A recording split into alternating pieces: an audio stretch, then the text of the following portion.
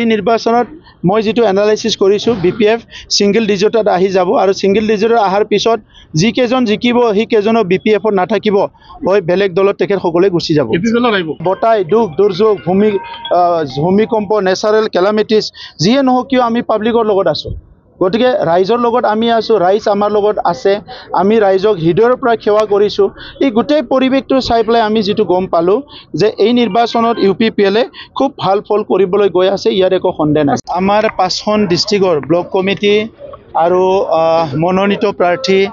district committee আমি এটা দলীয় সভা ইয়াত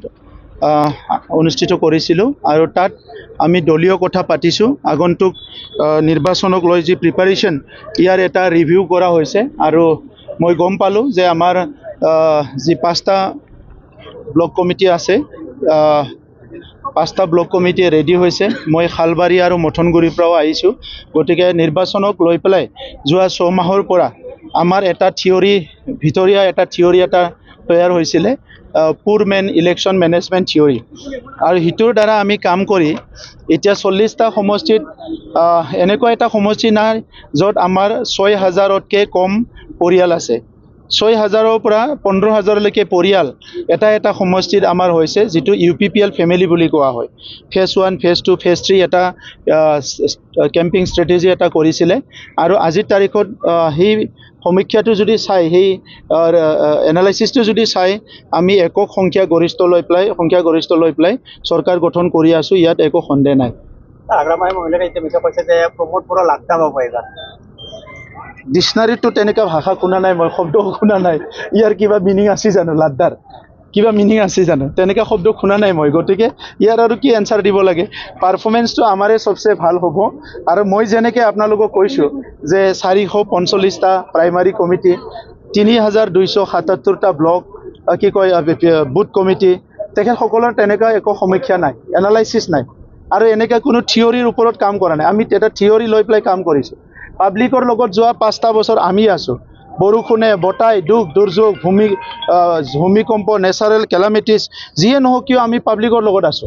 গতিকে ৰাইজৰ লগত আমি আছো ৰাইজ আমাৰ লগত আছে আমি ৰাইজক হৃদয়ৰ পৰা সেৱা কৰিছো এই গোটেই পৰিৱেশটো চাই পেলাই আমি যেটো গম পালো যে এই নিৰ্বাচনত ইউপিপিএলে খুব ভাল ফল কৰিবলৈ গৈ আছে ইয়াৰ একো সন্দেহ নাই স্যাৰ আপুনি 5 বছৰ কিমান উন্নয়ন কৰা বুলি দাবী কৰে বিটিসি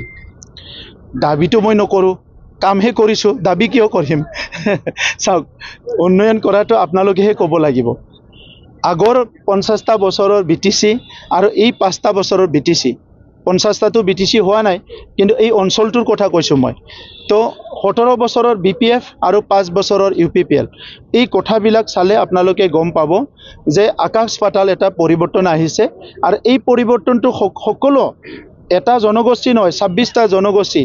35 লাখ জনসাধাৰণে উপলব্ধি কৰিছে যাৰ কাৰণে আজি সবে ইউপিপিএলত যোগদান কৰি আছে সবে ইউপিপিএলক ওয়েলকাম কৰিছে আৰু ইউপিপিএল দল হিচাপে খুব এটা পপুলাৰ এটা দল হিচাপে আজি প্ৰতিষ্ঠা কৰিবলৈ সক্ষম হৈছে ইলেকশনত প্ৰচাৰ অভিযান কেনেদৰে চলিব ডাঙৰ সভা কিমান বা ৰেলী কেনেকুৱা বা ষ্টাৰ কেম্পেইনাৰ কিবা আহিব নেকি ষ্টাৰ কেম্পেইনাৰটো আমাৰ ইউপিপিএলৰ ষ্টাৰ কেম্পেইনাৰ 20 জন আমাৰ ষ্টাৰ কেম্পেইনাৰ আছে তেখেত সকলে বিভিন্ন স্থানত কেম্পিং কৰিব ডাঙৰ সভাও আছে ৰেলীও আছে আৰু আমাৰ প্ৰত্যেকটা ব্লক কমিটিত সভা আছে প্ৰাইমাৰী কমিটিত সভা আছে এই সভাবিলাক অলৰেডি ডিজাইন কৰা হৈছে এই হিচাপে কেম্পিংটো চলিব আৰু 20 তাৰিখলৈকে আমাৰ কেম্পিংৰ পুৰা পলিচি বনোৱা হৈছে 20 তাৰিখলৈকে হি কেম্পিংটো চলিব আৰু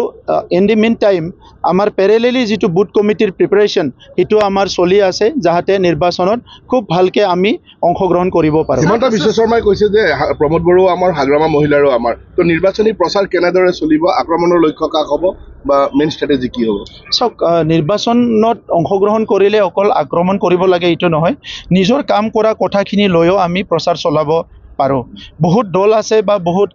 ব্যক্তি আছে যি সকলে পলিটিক্স কৰা মানে কাকবা গালিগালাজ কৰা কাকবা বেয়াকে কোৱা সেইবিলাকে পলিটিক্স বুলি ভাবে আমি কিন্তু নাভাবো ইউপিপিএল মডেলৰ ৰাজনীতিত আমি কি কৰিছো আৰু কি কৰিম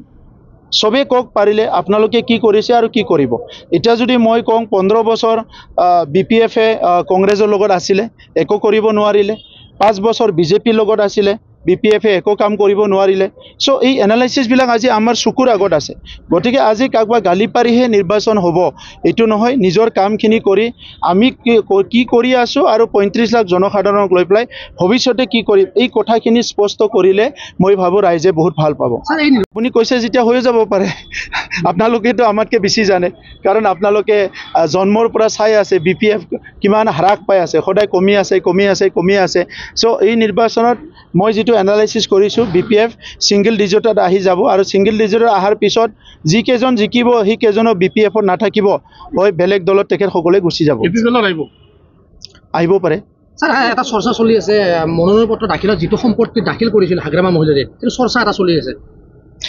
মই চোৱা নাই এইটো আৰু কি আছে এইটো ইলেকশ্যন কমিশ্যনে চাব